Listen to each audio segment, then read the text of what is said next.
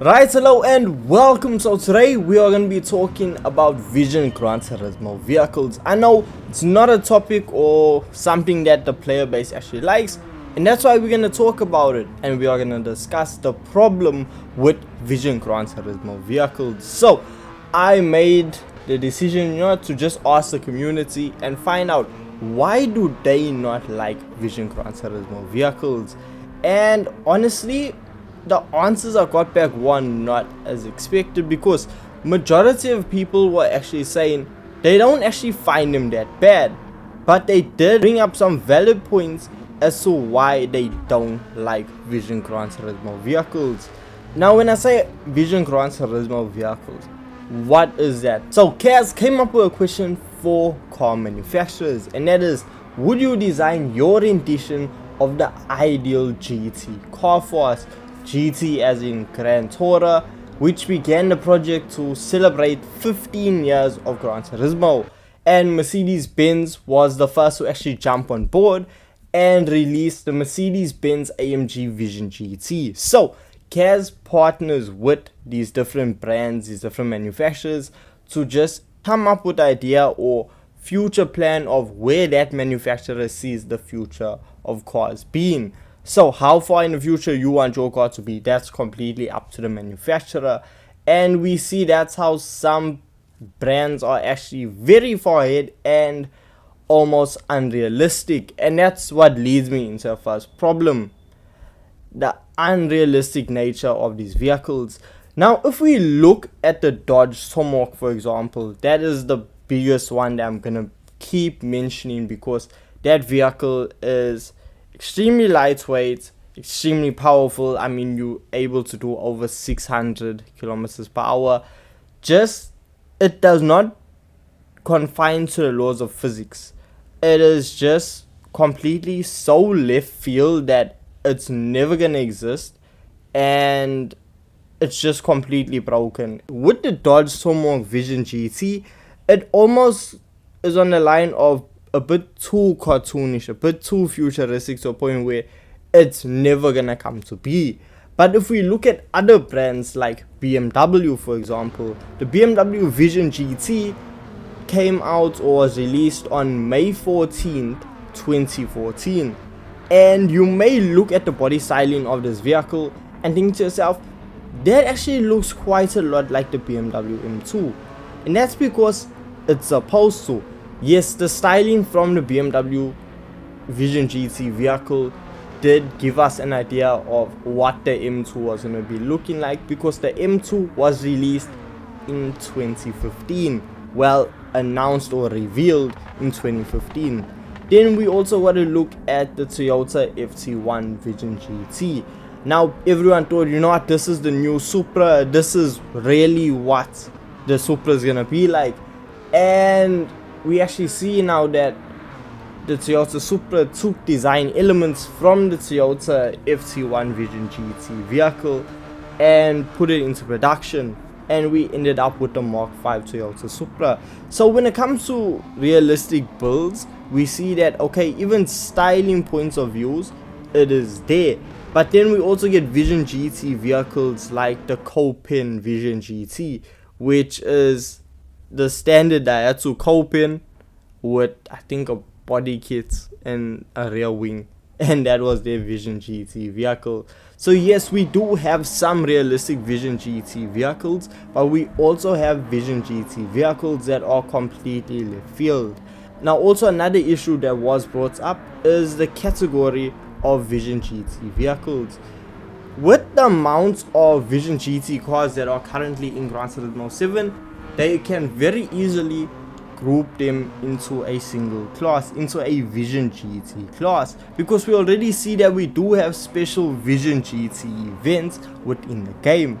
So the thing is, when you go into do a custom race, or even if you go into group 1 races, you are gonna find Vision GT vehicles, and some players actually found a big issue with it. Like, not one player, it was numerous amounts of players that actually brought up the fact that they should rather just class them as their own Vision GT class That way you don't see these futuristic vehicles while you're in a outdated Group 1 vehicle, you're in an outdated GT3 vehicle.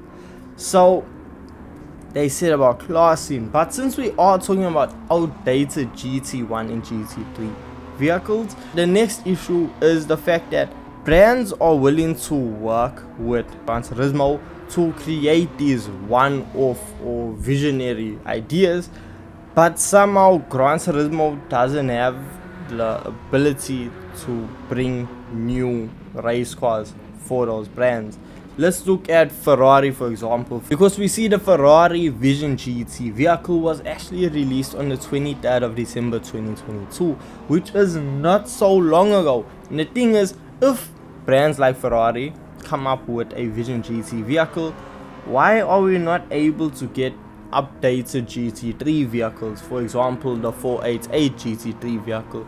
We are still playing with the 458, and there are numerous newer, updated or later model GT3 vehicles that could be coming to a game, and Ferrari is not the only brand to do this. So a lot of players are saying, you know what, why are we getting such a large influx of Vision GT vehicles when there are modern race cars that you are also going to be working with the brand to do, and somehow we aren't getting that but a Vision project. Now look, I will be the first to admit it, look, Vision GTs are a good way for brands to express their future ideas, where they see the cars in general going. It is nice for brands to show off their creative ideas, but at the same time, in a racing game like Gran Turismo 7 or just Gran Turismo the franchise overall, it would be nice to see some modern race cars come to a game, and yes, release Vision GT cars, but or slow down the influx of them, because it almost feels like every second update there's a brand new Vision GT car coming in that is just taking the spots of what could have possibly been an updated GT3 vehicle. For me, I have little to no issue with Vision GT vehicles, because look, none of them have hurt me. Simply, I won't use some of them if I don't like how futuristic they are, but a lot of them are really good. I mean, the Aston Martin DP100, the BMW Vision GT, the Toyota FT1 Vision GT. There are a lot of Vision GT vehicles, even the Mazda, that are really fun to use. They are decently fast. The Genesis as well, which is a very new entrance into the game. These are all cars that a lot of people will not touch because it's a Vision GT vehicle, but that's the sad reality. These are fantastic vehicles, but just because they are a bit futuristic, that you actually don't get a chance to experience them. The Vision GT vehicles that are actually just fantastic to use are the ones that aren't super futuristic. It's more of the ones that are more currently balanced. For example, the Genesis, we can see vehicles produce that amounts of power. It's just overall a fun vehicle, and Vision GT vehicles, if you don't take the chance to actually just sit back and enjoy or find which ones you like, you are genuinely missing out on an absolute blast. And we need to remember, all of these cars only cost 1 million credits, so it's not even to say that you're going to be breaking the bank trying to experience one of these futuristic vehicles. So when it comes to Vision GT cars, the only issue that I have with them is that we don't have the ability to increase the power or do any modifications to it. Now when I say increase the power, even allow me to just add a customizable ECU to the vehicle. I mean, we aren't even allowed to really change gear ratios in these vehicles, and it really limits you. So if the Vision GT, it looks fantastic, but it's slow.